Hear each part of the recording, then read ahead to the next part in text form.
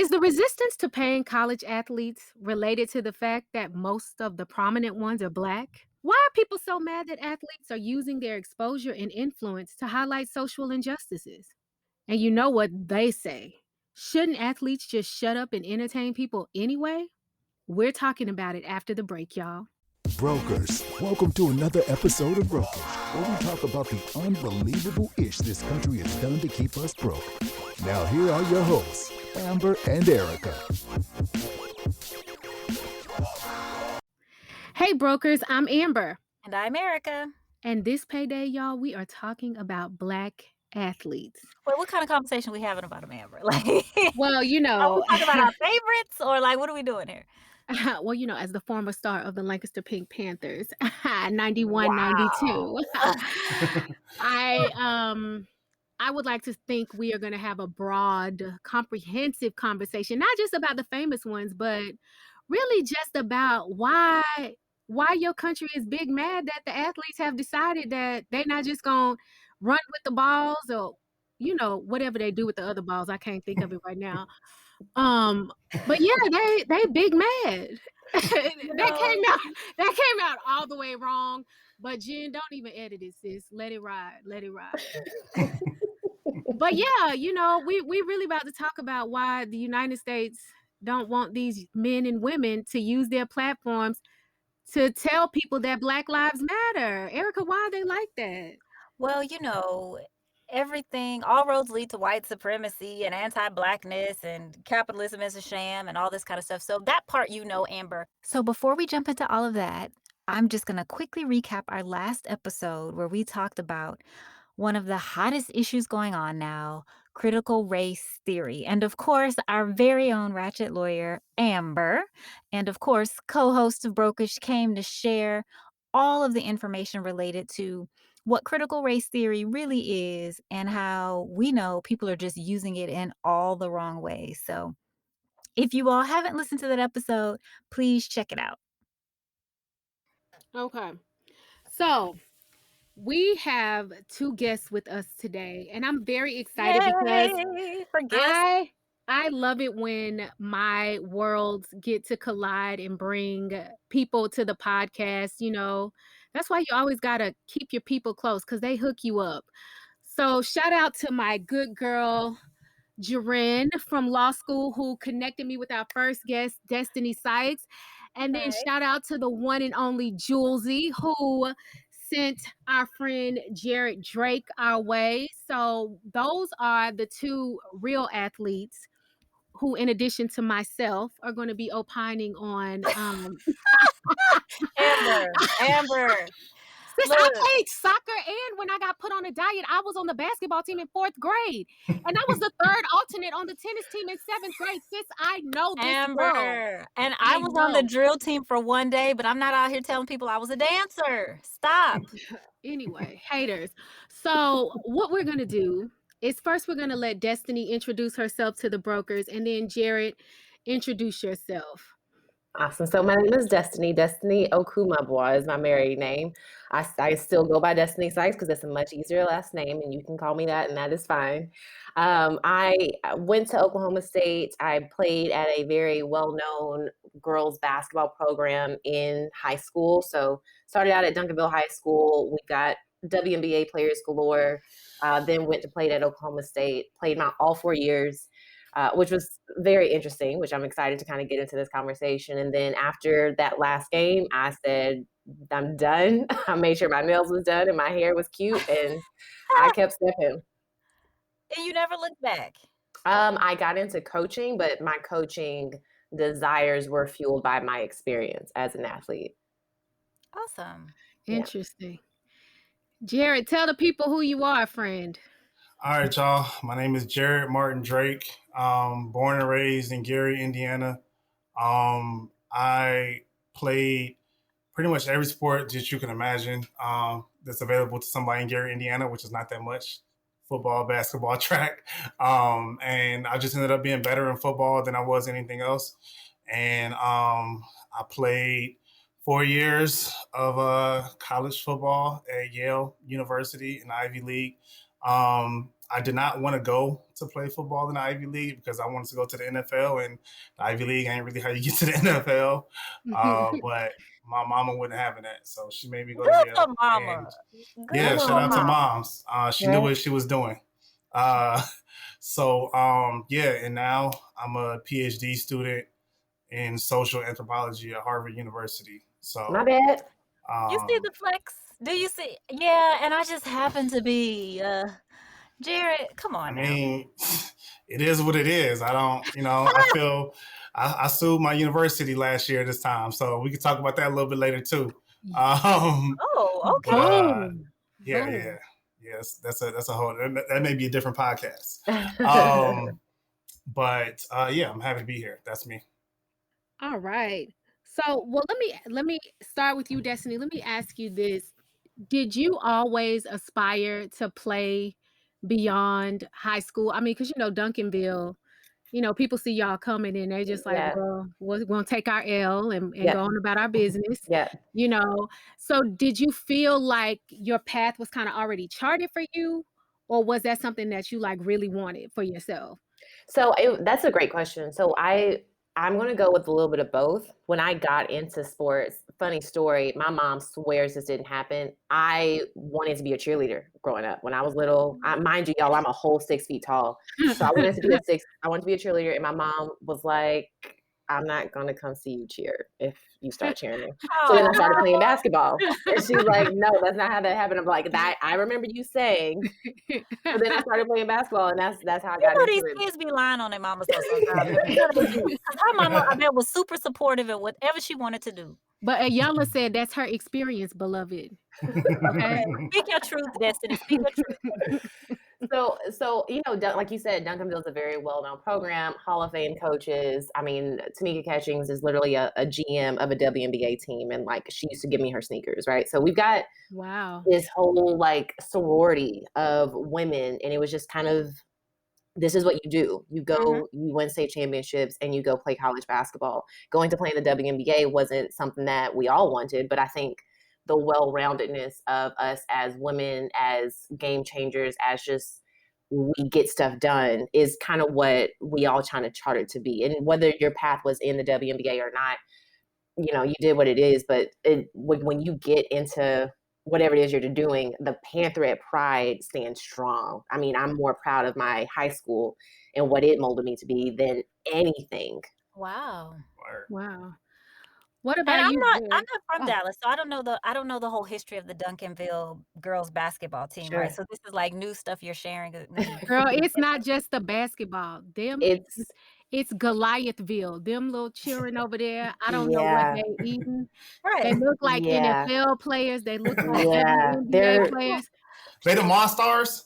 Yes. Duncanville? Monstars on Space Jam? Yes. So if you're familiar with basketball, again, I'm 6 feet tall as a woman, right? That's kind of tall. I played guard in high school. Oh shit. Okay. So that means I don't even know the position. Like I'm over here. Okay, Destiny, is that good or but like what am I? That's great.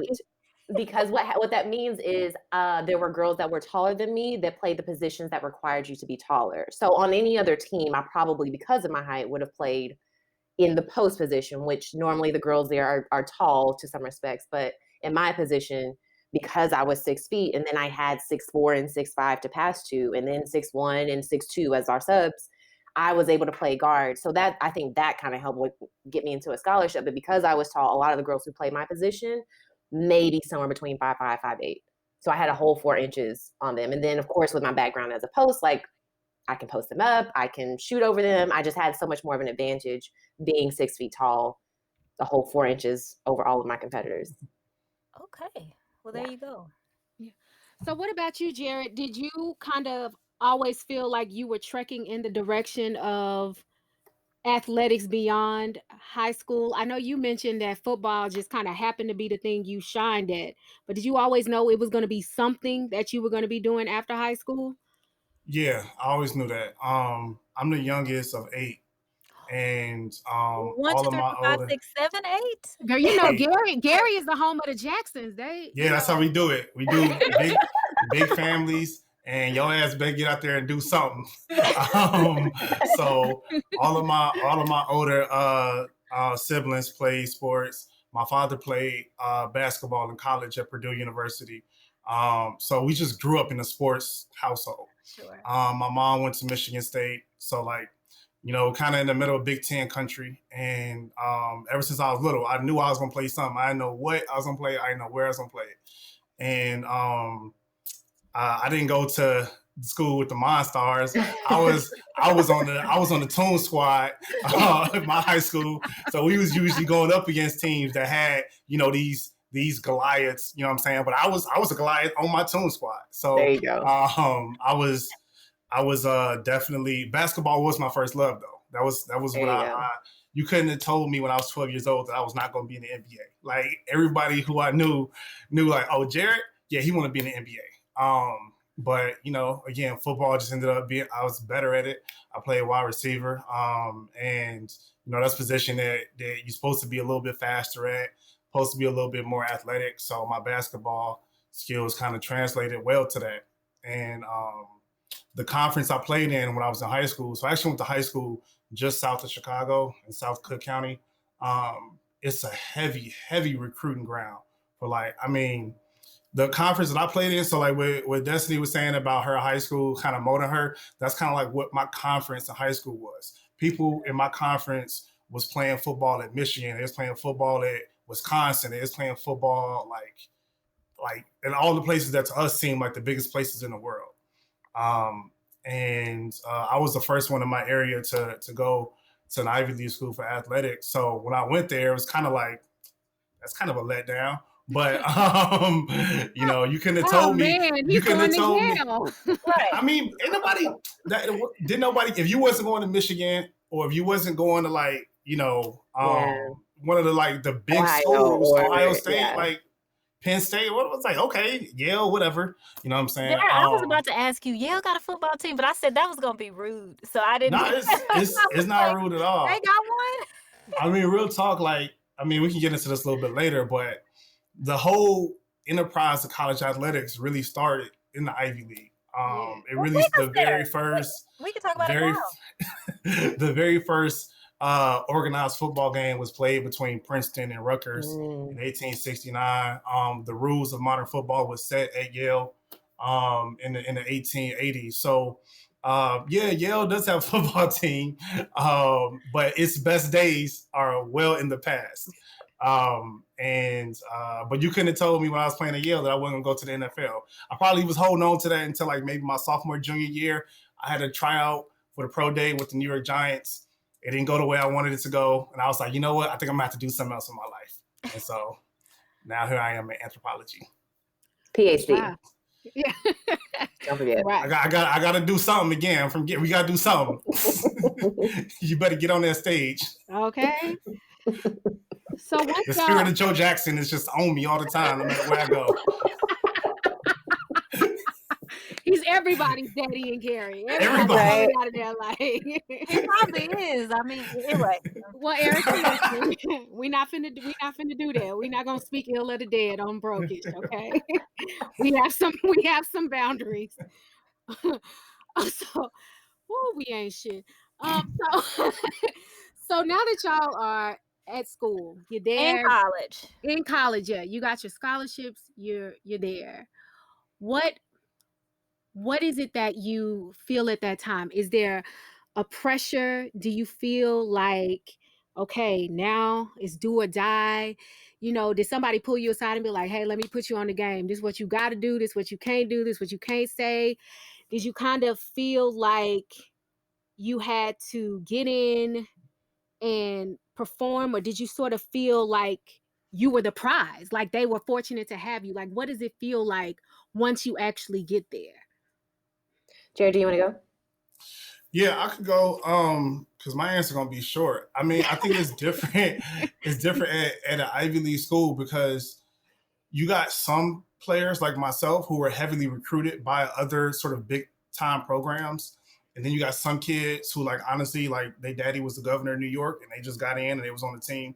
So it was two different tracks. So if you was on a track like me and some of my teammates, you were definitely under a lot of pressure because you were the best guy on your team in high school. Mm-hmm. And now you're on a team with other people who was the best guy on their team in high school. So it's a whole different, like, you're not just like the biggest, again, Toom Squad, right? You're not just the biggest fish in a small pond. You're now a big fish in a bigger pond.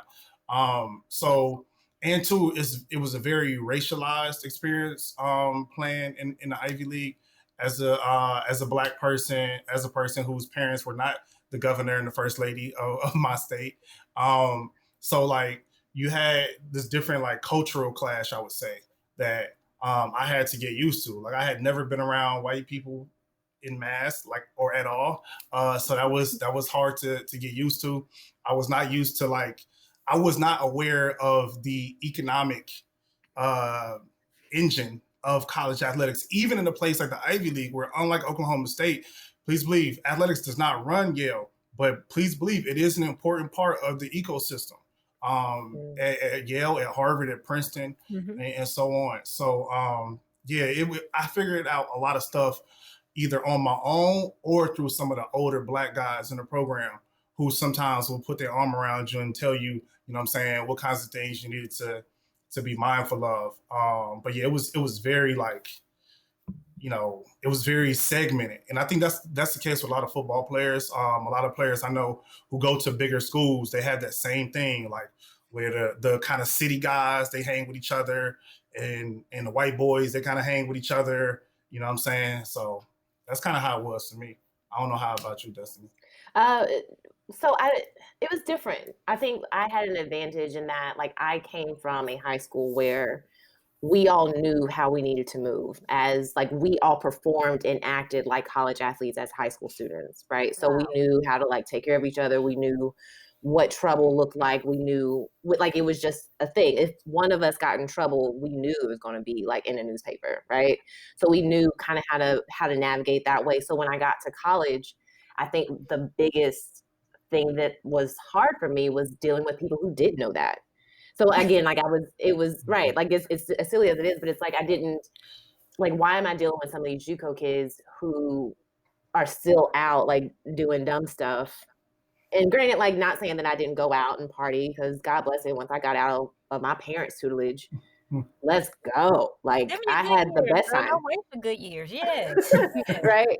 But it was like I knew how to have fun because that's how we performed in high school. So when I got to college, I performed well socially. Like I made the friends and kind of stepped up as a leader, but that's because I knew when I came in, like, yes, I need to be in the gym putting in extra work. Like I need to be working out extra. I need to be getting extra reps in working out and perform. So I had this expectation of myself, but I know that that's unique for me in my experience, right? And so I watched my teammates travel from whatever country they may have come from and really struggle with adapting to America, adapting to an institution that, that said they were going to support them, but then there were some things that they may not have gotten support in and that they probably really needed. I'm not trying to brag, but like I was that athlete that all the freshmen got facilitators to adjust to university. I didn't. Like I was told if I need a tutor, just let me know. Just let them know. And so I didn't really need a facilitator. Like adapting to college life was pretty easy. And even then I knew if I just show up, that's half the battle. So when the seniors were out getting together, having lunch, or if they were shooting on that end of the basket, I'm taking my black behind down there. I'm rebounding your ball. You missed it. So I got the ball now. I'm going to shoot. I'm getting my shots up and you're going to get my rebound. So it was like, I kind of knew how to move that way, but I watched several teammates struggle. I think I had almost 50 teammates in my college experience. So from freshman year to my senior year, that many girls came on the team, either quit, got kicked off, or whatever. So, and that's a lot when you got like only 12 to 15 girls. Wow.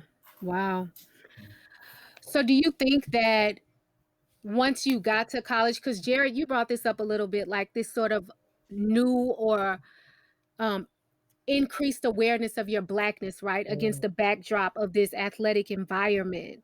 Did that happen for you too, Destiny? Or were you kind of already comfortable because of coming from the place where you came from? So like our school was pretty mixed at the time. Right now is biggity black and biggity brown. Like it ain't no blacks and Mexicans there, which is awesome. Like I really love the school, and they're still doing really well athletically. So I support them all the time.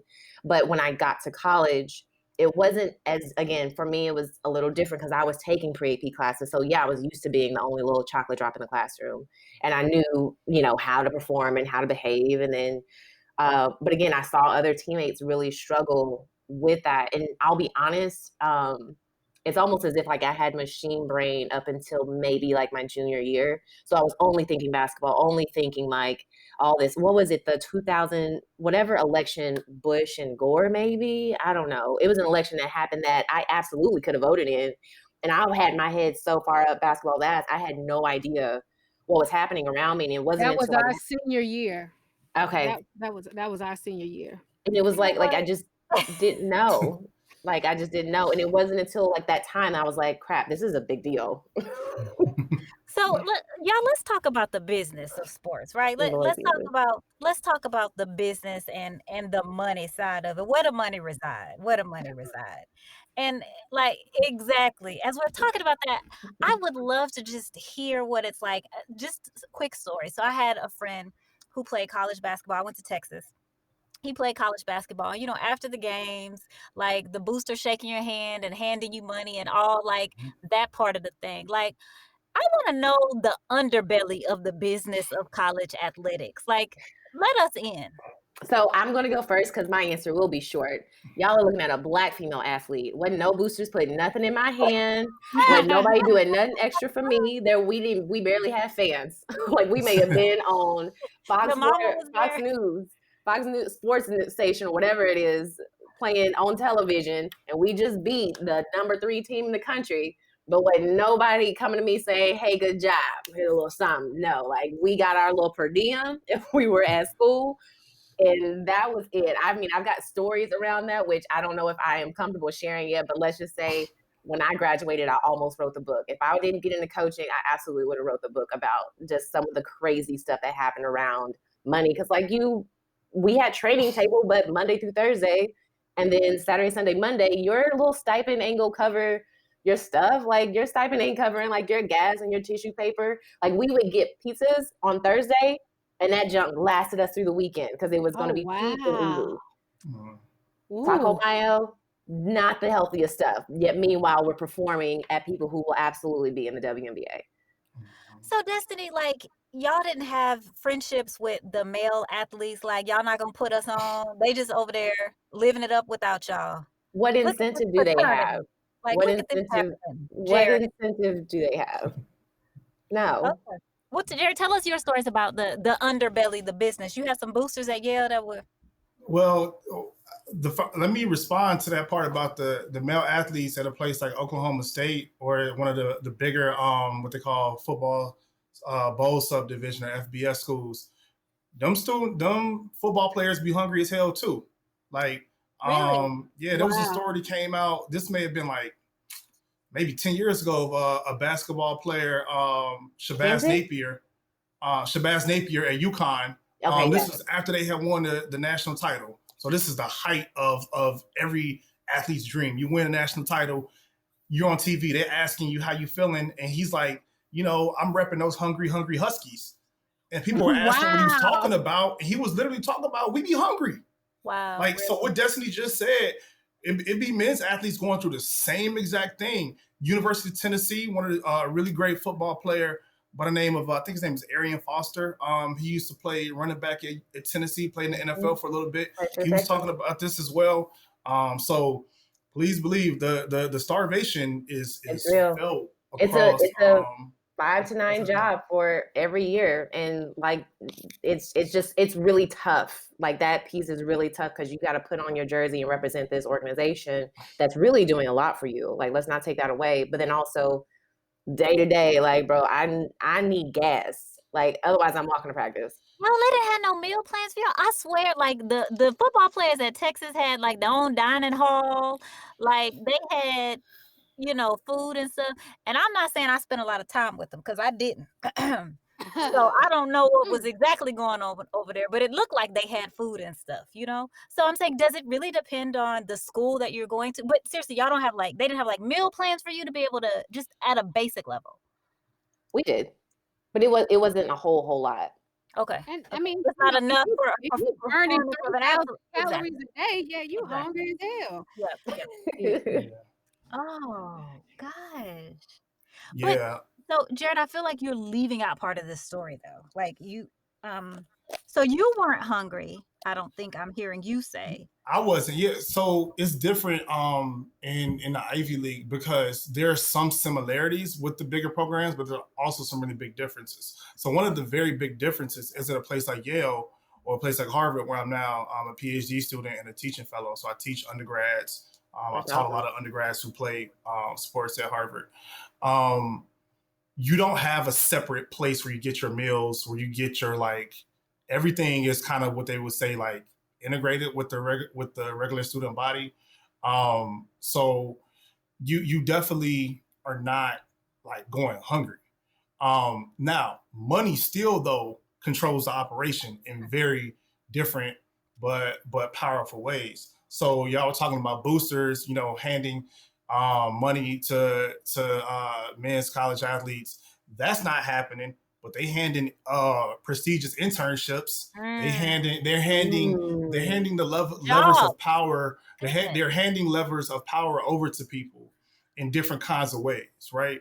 Whereas I played against guys who went to go play again at a place like Michigan, and the types of at a place like Michigan, yeah, a booster might just give you some like tangible thing that's going to help you, eat when the meal plan runs out. Sure. At a place like Yale, they're going to try to give you something so that you can eat for the rest of your life. So it's a different kind of it's a different type of calculus. But please believe the money still runs the operation. The money decides like so much of what goes on. And it's definitely so there's some guys who go to the Ivy League who end up playing in the NBA. I mean, or the NFL, like in the NBA, probably the most famous, even though he probably ain't the best, but he was there.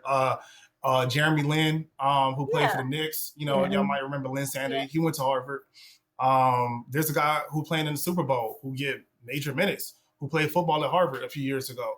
So like those guys are not going to be getting like an extra, like $2,000 from somebody who's like a Wall Street, hedge fund kind of guy. It's like the sort of more rank and file, kind of folks that are gonna be getting those kinds of opportunities. So for me, it was all new. Like I was not raised around a bunch of money. I was not raised, in a school that prepared me to deal with that or to know how to navigate it. And to be honest with you, I never really fit in with that. But it was definitely there. Like I remember, like one of the first experiences I had, it was like we came up early for the summer, to work out with the team, all that kind of stuff. And one of the older guys on the team was like, "Hey, we're gonna have this charity golf tournament. You should come. You're a freshman. It'd be good for you to meet everybody else, meet some alumni." And I'll never forget, like they were like, "You just show up, and all these old alumni just kind of want to see you." And like these guys, like they were like offering us like wads of cash, and I was very confused because I'm like, we're not at Florida State, and like you a white person, I'm just skeptical of white people in general. Now, if I could go back to my 18-year-old self, I would say, take that money. But so it was that kind of stuff. It was just like, but that was very rare. Like I don't think the other, athletes at Yale or in the Ivy League had that experience. But that was like literally like one of the earliest experiences I had.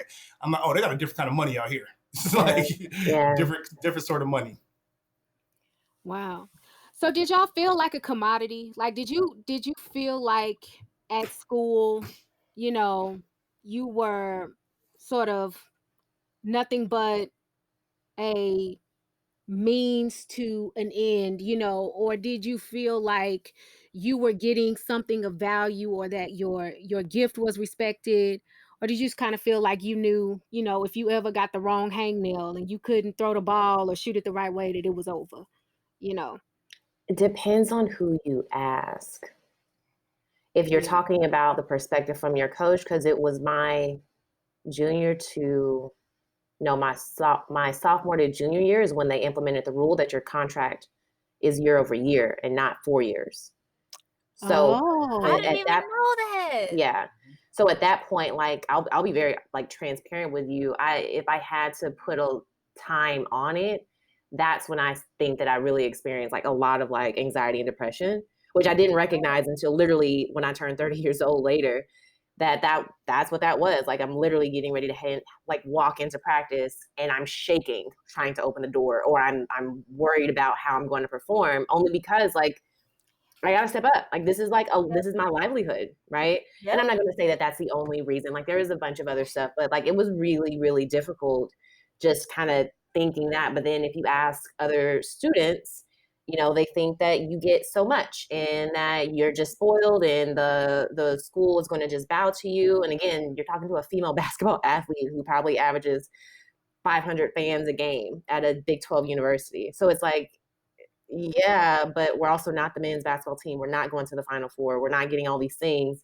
And we even had to fight for gym space, right? Like if the boys had the gym, we might be practicing in the back gym. And then I'll be very honest with y'all. Like I am like soul sister number one. Like I'm soul sister 0, actually. Like don't come for me.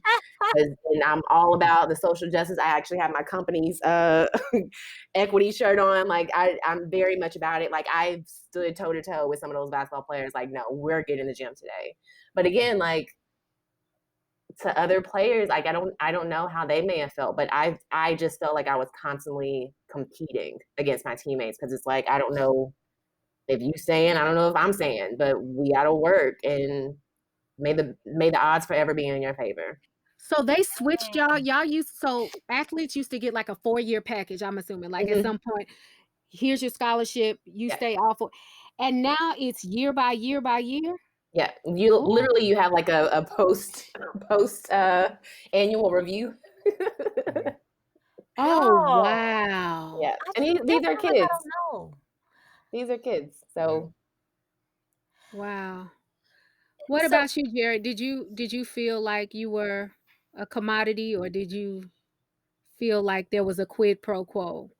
In some ways, yeah, in some ways, not. So earlier I had mentioned that I was getting recruited by some of the bigger schools, and I really, really wanted to go to one of those bigger Pac-12, or well, then it was the Pac-10, Pac-10 or Big Ten schools. But my mama knew what was up, exactly what Destiny was saying. My mama knew what the game was, and she didn't want me to have to work to stay in school. Mm-hmm. So when you get accepted into an Ivy League school playing athletics, you're like, number one, the scholarship, you're not getting a scholarship for athletics. Like the only scholarships that Ivy League schools give out are what they say for like need-based. They say they don't give no merit-based scholarships. So you're playing or not, it's not contingent on your enrollment at the university. So in the most direct sense, no, I did not feel like a commodity. In another sense, though, absolutely, because as a Black person inhabiting a campus like Yale, I was immediately, especially with the build that I have, I'm a tall, dark dude, wearing hoodies since then, still wearing them. You just got looked at it a certain type of way. I cannot tell you how many times my first year of college, people came up to me, white people, and said, "Oh, what sport you play?" Like, ooh. And I didn't realize, like, until much later, like I realized it was wrong at the time, you know what I mean? But I didn't realize much later how common that was for Black people who play college athletics across universities. I was talking with my father, who I mentioned played basketball at Purdue in the 60s. I was talking with him, and he told me at Purdue in the 60s, white people was asking him that. Like, you know what I'm saying? So it's just like generation after generation of Black people playing under the banner of college athletics. You're automatically going to be read as like, oh, you must be here to do this type of labor. And even though, again, at a place like Yale, it's not as competitive as it used to be 100 years ago, but that don't stop the racist white people from approaching you on some bullshit. You know what I'm saying? And it's honestly probably quite a few times I had to restrain myself from putting hands on people approach. And then, of course, the real fucked up part was like, damn, I do play sports. Like, that was, like, it kind of made me feel some kind of way. I'm like, you motherfucker. Yeah, I play football, so what? But that ain't the only reason I'm here. That ain't why I'm here. Shit. Let's talk about this valedictorian, you know what I'm saying, title I had in high school. Let's talk about, you know, all of this other stuff. They didn't want to hear that. They wanted to hear what sport I played. Jarrett, can I ask you a question? Word, yeah. Did that not motivate you to not want to perform at higher levels just so you can be like, not only am I doing this, but I'm doing this, and this. Yeah. And like, you're not even doing half of what I'm doing. Like, did that motivate you? It definitely did. It definitely did. And it kind of, but it kind of came back to bite me, because in a way, you're up here trying to like show these white people that you belong, show these white people you can hang, but you like on the inside killing yourself. On the inside, you really like going overboard to prove to these white folks that you belong. And to some of the white people, you ain't never gonna belong. That's right. And it took me a while to understand that. And once I did understand that, I had a whole different type of peace with it. And that's what I was just about to ask. I was like, please tell me that all of us are delivered from believing that we can outperform the expectations of white people. Like, just promise me that none of us still believe that we have to do all that. Shondo glory. Okay. Ashe. We can't do it. Now, Destanie, Angela Davis, I hear you talking about how you are an activist, right? Like, and you have been that way.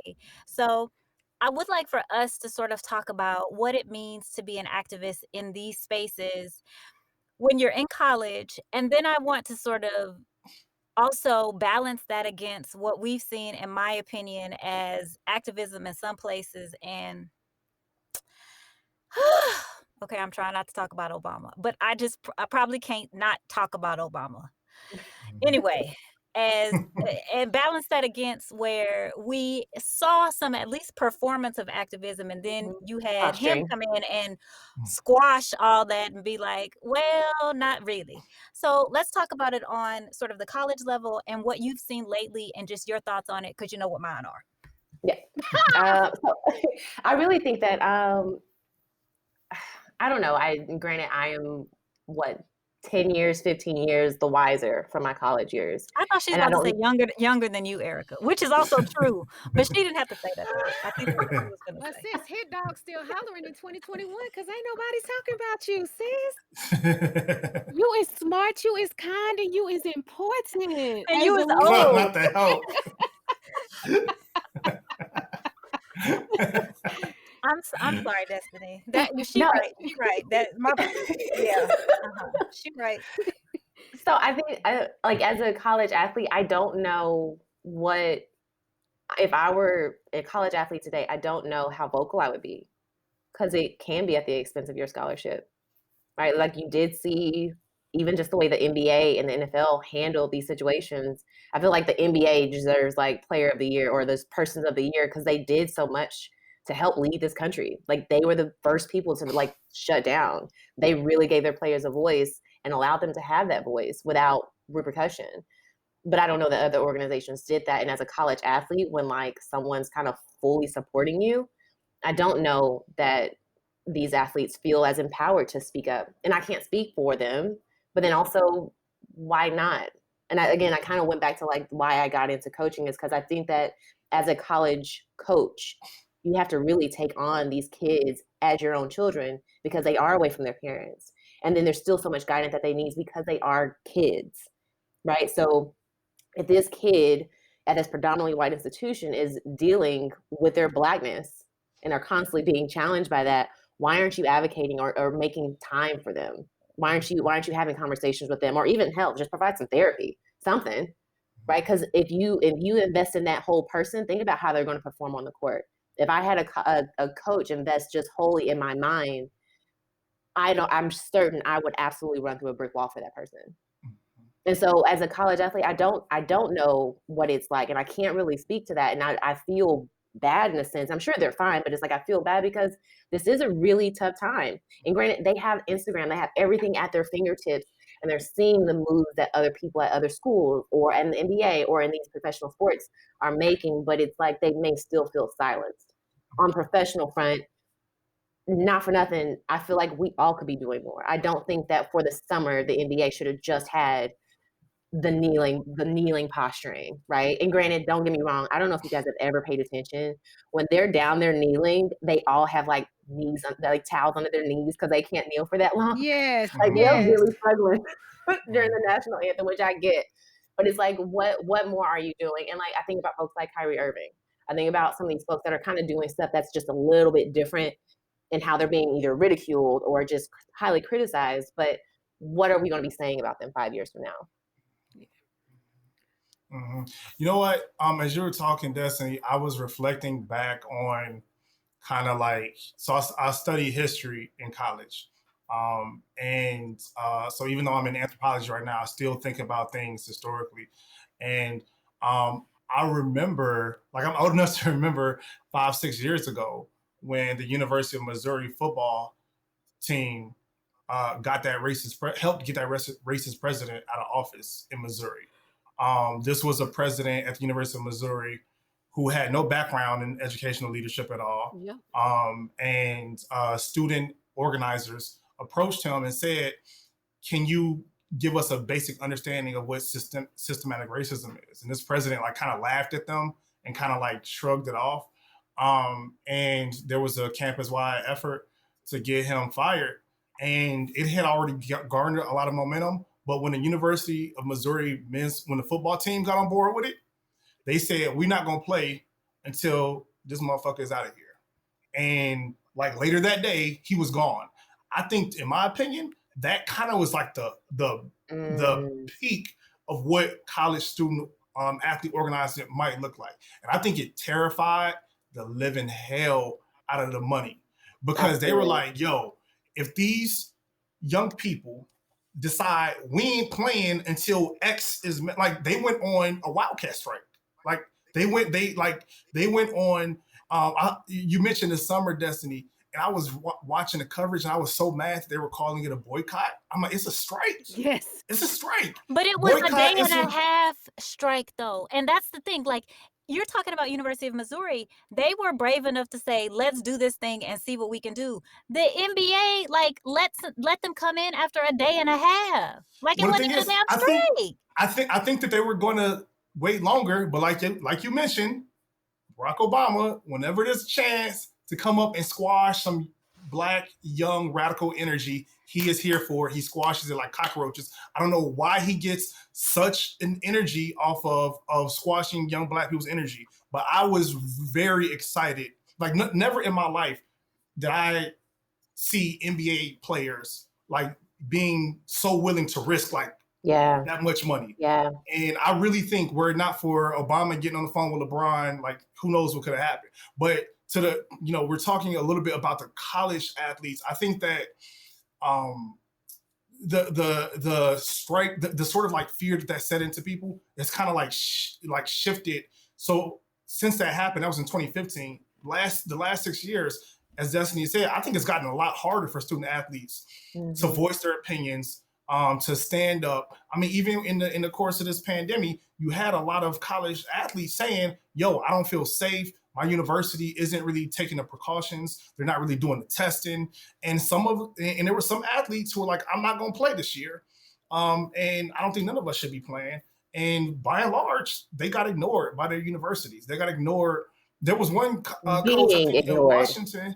There was one coach in Washington who I think like threatened to kick some players off the team because they were protesting the COVID, the sort of lack of COVID protection. So I think it's very, very hard because, as Destiny was saying, people are more visible now as college athletes because they have these big social media followings. But at the same time, being more visible, they're also less seen and heard. And they some schools have requirements about like your social media activity. Like they'll police you. They'll be like, you can't be saying this kind of stuff on social media. And this shit is wild. Like that is like the stuff that college athletes have to go through right now is like a sort of abject, like ownership that the university thinks that they possess over athletes. And I'm hopeful that at some point there could be more organizing that these young folks do because their capacity is so untapped. So that's so interesting that you guys bring that up because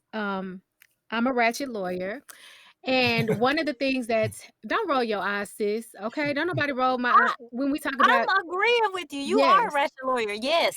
So there's a case that just came out of the Ninth Circuit that is now gotten a writ of certiorari to go to the Supreme Court about paying college athletes because the Ninth Circuit ruled that it was a violation of antitrust laws for NCAA athletes to not be paid because they basically likened it to a monopoly. I mean, it's basically a concentration of valuable labor without dispersing the funds to the benefit of the NCAA, basically, and to the universities. And so, one of the things I'm wondering is that, you know, we have this lovely Trumpian Supreme Court. So I suspect, they are not fans of the Ninth Circuit. So I suspect this ain't going nowhere. But to the point that you all are bringing up about the inability to be agents and own the power you have from the gifts that you possess and the way that you share it, do you think that some of that would be neutralized if college athletes were paid? Go ahead. I for sure think that if college athletes were compensated appropriately, the power dynamic in college athletics would shift so drastically. I think that of course, every economic regime that exploits Black people does that exploitation because it benefits some other group of people materially, right? So we can't talk about college athletes not getting paid without talking about these white coaches who are making money hand over fist. We're talking about white men, especially, getting paid millions of dollars, literally not to work, right? If you're all sports, literally all sports, it's wild as hell. So you have that, but then you have the affect, you have the emotion, right? If now you're suddenly able to actualize your worth, that also means you get to like demand other things, right? That also means you get to flex your muscles, right? So on one hand, I am critical of the way LeBron kind of like listened to Obama to squash or organize it, but I also have to give LeBron a lot of props. LeBron is one of the best examples of a professional athlete who, when he decides to flex his muscles, like they get flexed. Like, again, this may have been 10 years ago when it was the racist dude who was owning the Clippers and he was caught on tape saying what he said. LeBron was like, I ain't playing. Yeah, Donald Sterling. LeBron was like, I ain't playing. And they got that motherfucker out of there. And so I think that if college athletes were able to actualize their worth, you would have situations where they would be able to flex in other kinds of ways, to press for other types of demands. It's the same as any other kind of workforce. When people have access to the material resources to service their needs, they're not going to be quiet about so much other stuff. Yeah. So that's how I view it, is that the withholding of pay serves two purposes. Number one, it enriches a whole bunch of unqualified white people. And also it helps to suppress any kind of radical energy and potential. So that's how I read it. Do we think that there could be viable women's sports when people are getting paid? Like, does the requirement to pay women then sort of the lack of engagement in women's sports at the college level, then what does it do to that? So I was actually going to bring that up because when it comes to paying athletes, that's the thing, is what's the pay scale? Right. So going back to, I guess, when I was in college, Adrian Peterson isn't going to be paid the same as Courtney Paris. Right. And you may recognize just one of those names or none of those names, but like Courtney Paris had a twin sister who went off to the WNBA, both of them, and balled out. Right. So it's like, what is the pay scale? And that, I'll be honest, I've never heard a comprehensive plan to address that, but it's something that I think can easily be sorted out. Like if there is economics behind how you're going to pay each coach, there's economics behind you're going to pay each athlete. Okay. So there's somebody that probably has worked that worksheet and spreadsheet and is ready to implement it. We just have to dig deeper and find those resources to actually make that happen. Right. And Destanie, the thing I always used to say to people when they used to bring up that argument, well, you can't pay everybody the same. Well, everybody's getting paid the same right now. Come on. Zero. Everybody getting nothing. Come on. So people okay with like they're not. So people are not objecting to people being paid the same because everybody getting paid the same now, which is not shit. Yeah. Right. You know what I'm saying? Yeah. So yeah, that's my response, and I also agree that it can be worked out. We don't have to act like there aren't places where people have to figure out how to compensate folks. Like just like reparations can be worked out. Y'all need to quit telling people reparations can't be worked out. We can figure this out. There are one city that is actually implemented, and I think 5 cities that have actually passed legislation on that. Right. But go ahead. No. I was about to go in a different direction. No, I was going to talk about so to that point that you were talking about, then how does a player feeling like, well, if we are paying everybody the same amount and they are the star player on the football team, they're the quarterback, and he's like, well, I don't like that such and such is getting paid X. Like how do you navigate those conversations? And again, unfortunately, it is a lot of male athletes versus female athletes. Like how does you justify the quarterback getting paid the same as your third string equestrianist?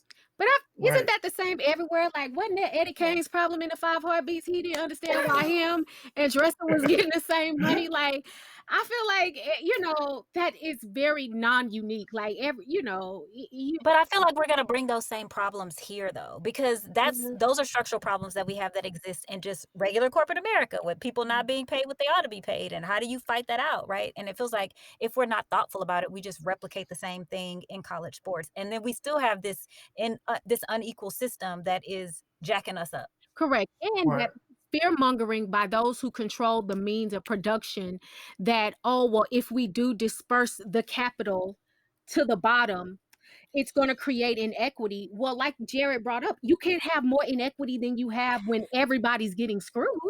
So, I think that is definitely part of the marketing of white supremacy, to convince people that if we release the means of production to the people who produce it, there will be so much unfairness that it will cause the system to implode, when really what's causing the system to implode is greed and hoarding at the top to the detriment of the people at the bottom.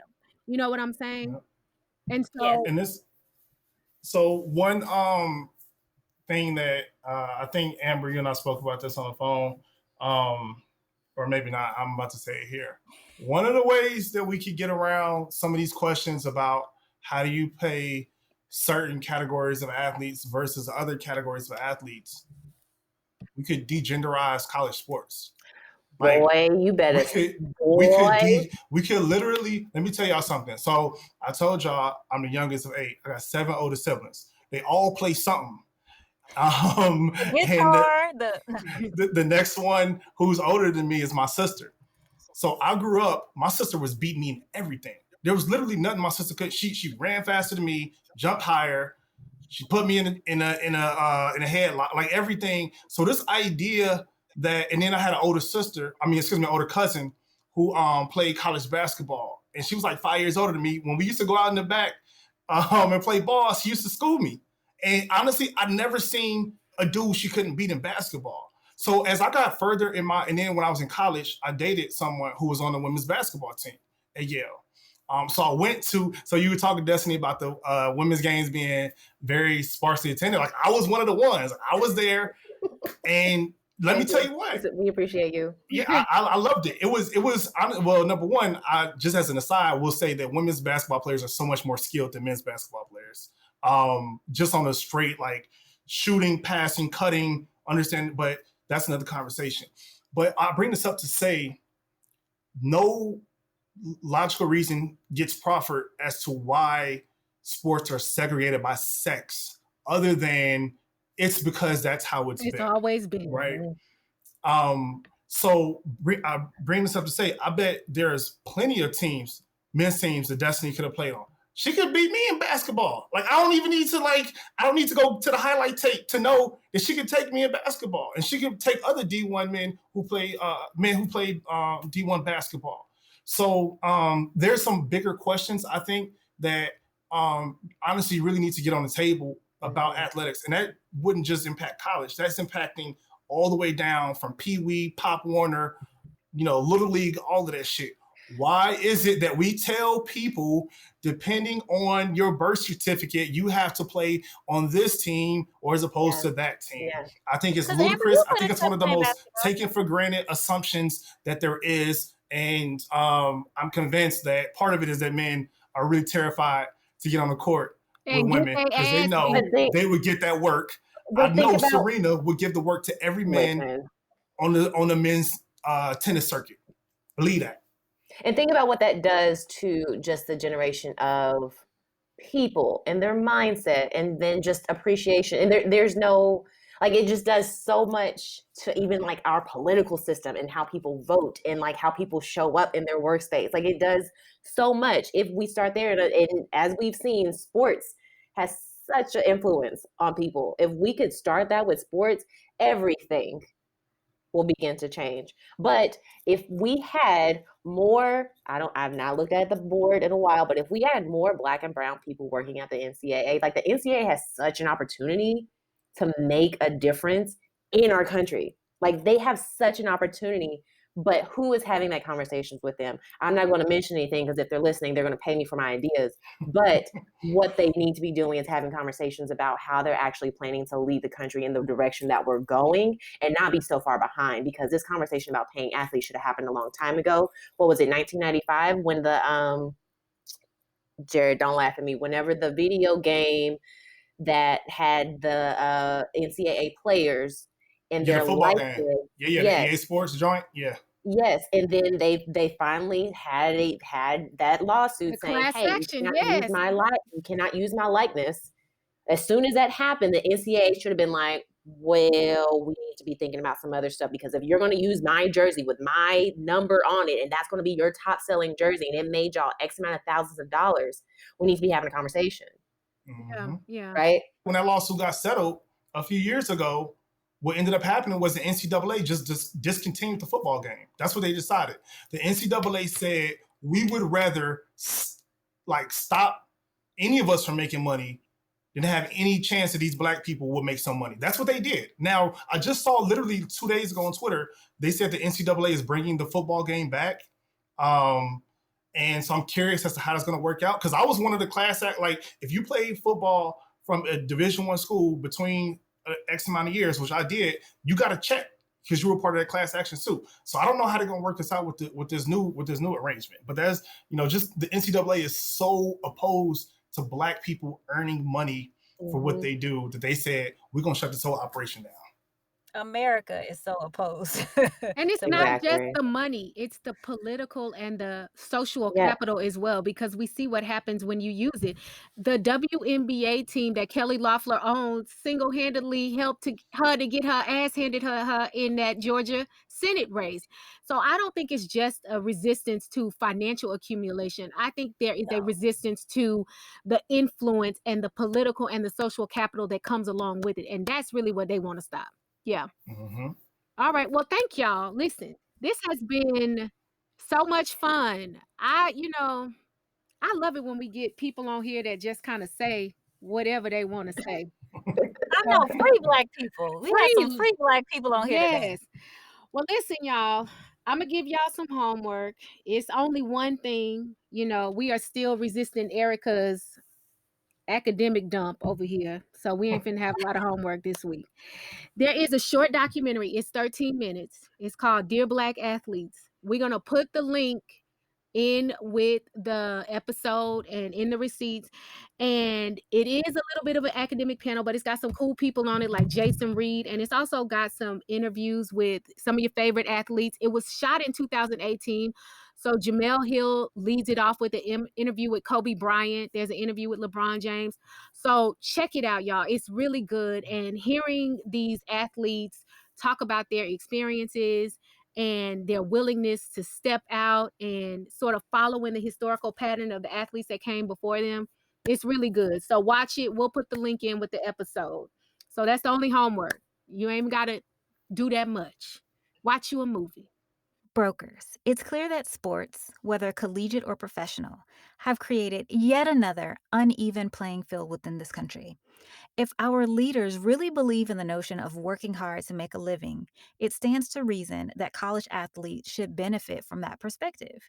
It's unimaginable that so many athletes work to build the wealth that props up entire universities and sports institutions without being able to enjoy an equity position in their labor. As we have the opportunity to learn about changes that are happening in real time, let's keep in mind that it's not just sports, and there's a real opportunity for changes here that impacts other uneven structures that exist in our society. Thanks for tuning in, and we look forward to connecting with you on the next episode of Brokish.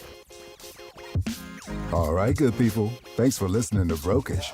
For more episodes, visit us at brokish.com or subscribe, and Brokish will get direct deposited into your favorite podcast app on the 1st and 15th. Share Brokish with your friends and join the conversation on Twitter, Facebook, and Instagram.